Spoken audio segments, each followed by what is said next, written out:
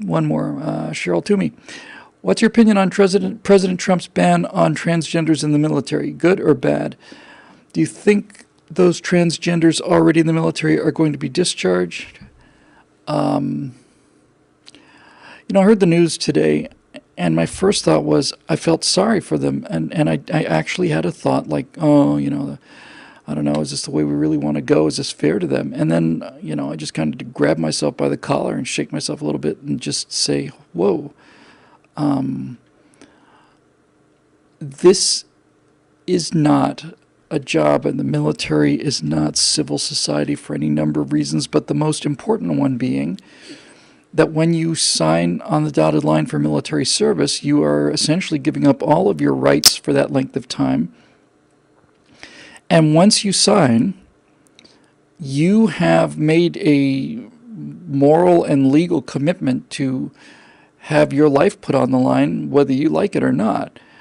I know a lot of people join the military and they think they're going to be mechanics and engineers. They're going to work on, you know, they're going to be cooks on aircraft carriers or other things that seem completely harmless. But the fact is, once you sign and you put on the uniform, you can be sent into harm's way. And whether you like it or not, that's that.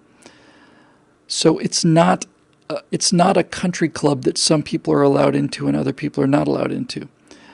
One of the things that you have to look at whenever you do anything, and this is why the left is so successful. This is why the left will tell you that California is the richest state in the nation run by Democrats, when in point of fact it's the poorest state in the nation. It's a poor state in the nation because the progressives will show you revenues and they won't show you debts. They'll show you the assets, they won't show you liabilities. By any bookkeeping measure, California is the poorest state in the union, but you wouldn't hear that from them. So it's a risk and a reward, and there's a cost and a benefit. I have said before, I said it at the beginning of the Republic of Emotion video, which is up now, my latest firewall, that I genuinely, honestly wish these people happiness, and I sympathize with them and their plight, and I cannot imagine how awful that would be. And I wish them the pursuit of happiness, but not to the point where it starts to interfere with other people's happiness. When you have a male who identifies as a female, then by all means identify all you want to, and I mean this without cynicism. I hope you become comfortable. I hope you find your identity. I hope life treats you as well as it possibly can. I genuinely, honestly do. But if you are then going on to say, well, since I identify with a girl, so far so good, lead your own life, knock yourself out. But since I identify as a girl, I should be allowed to run with the girls. And then you are no longer talking about the pursuit of your own happiness, your own feelings. You're now trammeling other people's happiness and feelings. And that argument is the argument I made in the firewall about sports. And you can make the same argument about the military. We are not talking about trivial things here.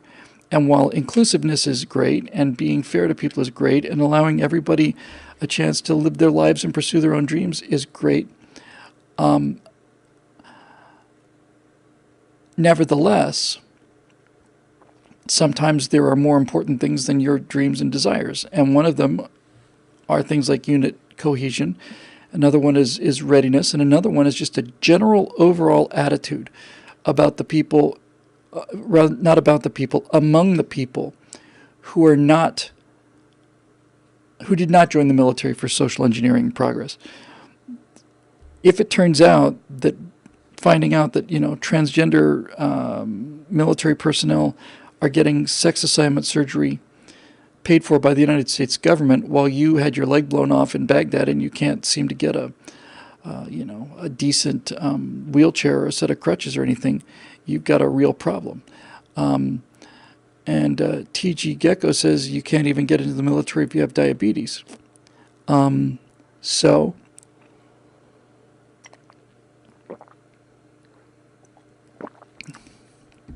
I think it's probably a good idea on balance. You know, I don't think that there's a tremendous amount of harm caused by, as a general rule, by transgender people in the military. I think there would be quite a bit of harm if they were in front front-rank fighting units, but in any event, having, a person who's born female acting as a male who's a, staff officer someplace, I don't see how that particularly causes us a great deal of harm. But that's not the issue, I don't think. I think the issue is not whether or not transgender people or gays can function in the military.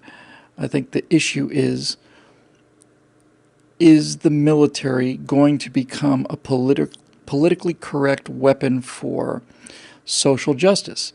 And the answer to that is no. And if you don't like it, then have a conversation, with somebody who failed the vision test for the Air Force Academy, or somebody who failed the endurance test to become a SEAL, or have a conversation with any of those people. You don't like it, and it may not.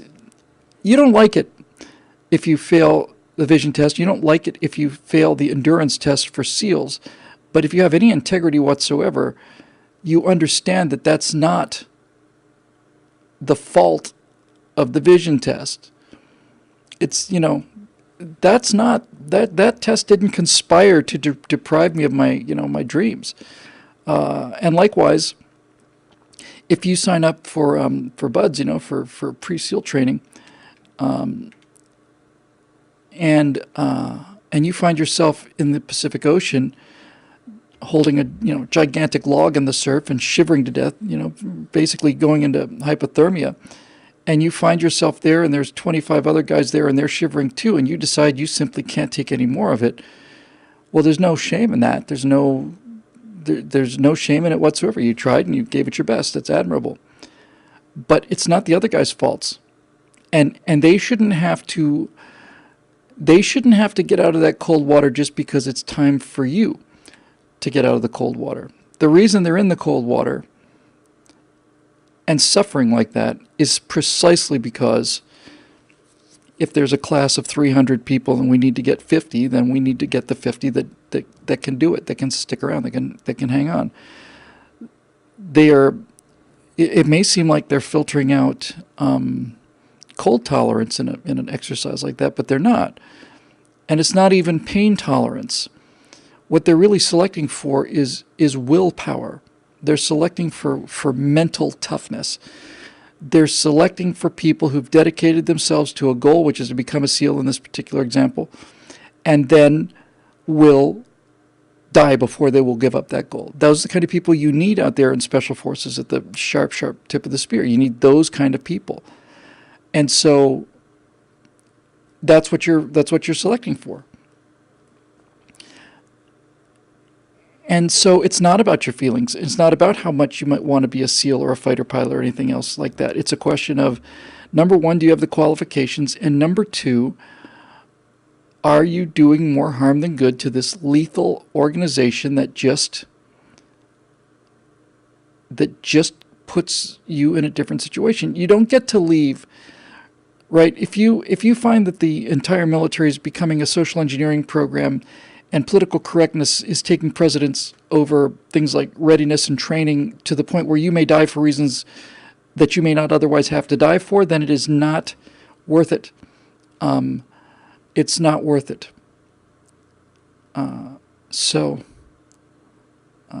Vipercheck says it's not about them. It's not about them. It's not about me. I wanted to be there. I couldn't do it. That's not the Air Force's fault. It's not the Academy's fault, not the iChart's fault. And it's not my fault. It's just reality. And I was talking with Dave Rubin about this in his interview over in his studio. This to me is the fundamental difference between liberals and conservatives.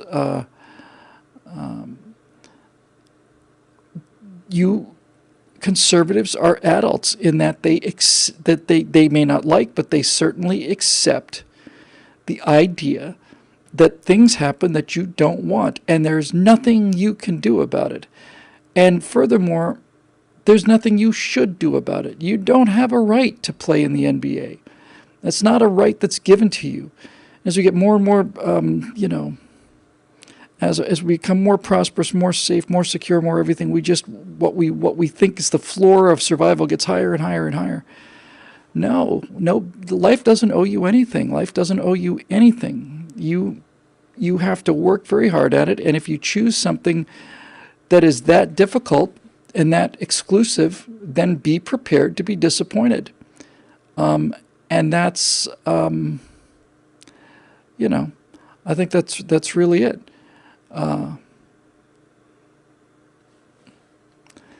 The military, forget about rear echelon and all the rest of it. The rear echelon is there to support the warfighters, and so the military as an organization has one purpose, and its purpose is lethality and winning armed conflicts.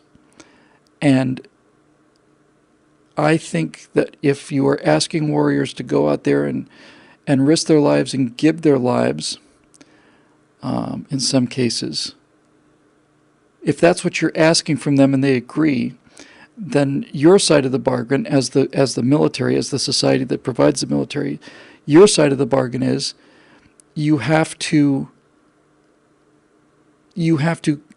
honor that person's willingness to die for this cause by making sure that not a single person dies needlessly, that no one is sacrificed on the altar of vanity or virtue signaling or anything else. I am time for me to go here, but I will just close this with a story that I heard from Dick Rutan. I'm sure I've told it here before, but it's been a little while. Dick Rutan was Bert's older brother, flew Voyager around the world and so on. Dick Rutan was a fighter pilot in Vietnam, got shot down 3 times actually, and he was flying F-100s, mostly my favorite airplane prior to the F-16. And Dick was flying combat air patrol in Vietnam, and they were shooting down a lot of our guys, a lot more guys than they should be. It was unbelievable, really. And so this pilot got shot down, and they have a handheld radio that they bail out with, and the search and rescue teams are able to determine, they're talking to the guy. So we know that he got out of his airplane, and we know he's okay. He's radioing for help. And according to Dick, when there was a pilot down, you simply went out and got him. It didn't matter how many people it took or how risky it was. You just went out and got him. So here's the story. So Dick is flying a cover over this airman that's gone down. He's literally orbiting over the space where the guy went into the jungle. And he's talking to the guy on the ground, and he's essentially telling him, hang on there, help's on its way. And then he gets a call from base, a somewhat unusual call apparently. And basically the call was, we have made a determination that given the range and the ground fire and all of these other factors, that this one's not worth it, that this game is not worth the candle. We're not coming for the pickup on this one. And Dick, in 50 years after this happened, 50, 60 years after it happened, you could still see the anger in Dick Rutan's eyes when he heard that. And when he told me this story, he stopped right here and he said, when I joined the Air Force, I had a contract with my country. My contract with my country was, I agree to go out there and do dangerous things and risk my life, and in exchange for this, if I get in trouble, they agree to use every resource available to come and get me. That was the deal. And here was the government trying to wiggle out of their contract. So according to the story Dick told me, he got so incensed about this, he said, I'm not going to make that call. I'm not going to make the radio call. I am not going to pass that information down to a pilot who just got shot down. So you find out who made this decision. He's speaking to some unknown sergeant on a radio station, wherever he's talking to. He said, you find out who made that decision. You go back up the chain of command. You find out who made the decision to not send the rescue after this guy. And you get that general on the radio, and you tell him I want to talk to him because I want him to tell me what I'm supposed to say to that man down there. I want him to give me the words that I'm supposed to say to explain the situation down to that guy in the jungle there, because I don't know how to do it and I won't do it. So if he wants to make that decision, he can get on the radio and tell me what to say. So needless to say, there's a lot of buzzing and humming and huffing and all the rest of it. And then after a while, they find out, okay, well, it turns out that the rescue temp's on as well. Again, he shamed them into it. He shamed them into living up to their end of this pretty serious bargain. The story has a somewhat comical conclusion, according to Dick. He had to get out of there because F-100 burns fuel like a, just drinks like an alcoholic, and so he left station, and helicopter arrives, and I don't know if they called them PJs back then, parajumpers, but basically the guy in the helicopter to rescue the pilot gets winched down on a wire directly into the jungle canopy. There's no clearing, nothing. He just goes right straight down into it. We know that the guy with the we know the pilot is there because his radio signal, the pilot can see the helicopter and so on. So the rescue guy comes down on a cable. And meanwhile, all of the enemy forces are getting closer and closer, and then start opening fire on the helicopter, which is hovering. Doesn't even have the advantage of moving. It's just plain steady over there. Perfect sitting duck target. And so the pilot, the rescue guy grabs the pilot, and they grab onto the harness, and he gives the signal. They start pulling him up, and as they start winching him up to the helicopter, the ground fire on the helicopter is so intense that the helicopter is literally just getting shot to pieces in front of their eyes. So the parajumper, the rescue guy, basically is signaling or talking on the radio, whatever he's saying, just drop the line. They're like 5, 6, 10 feet off the floor. Something. Just put us down, drop the rope, and get out of here. And the pilot in the helicopter decided to stick around and winch him out, so they did. And they got the guy back on board, got them both back on board. And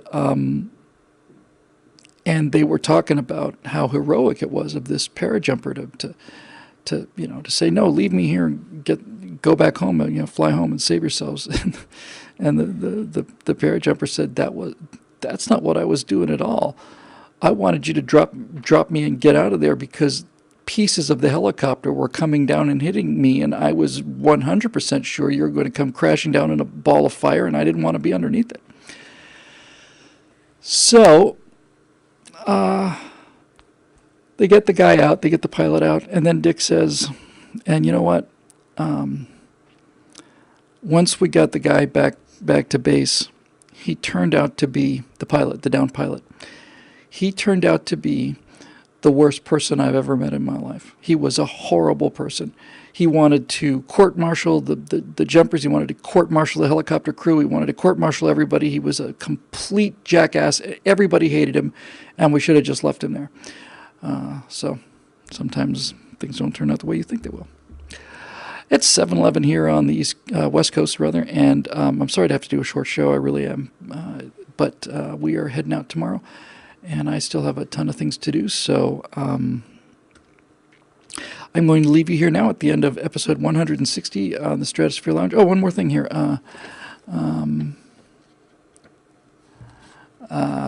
This is probably enough for a freeze frame of somebody to... Yeah, that's my mailing address. I'm not too worried about that.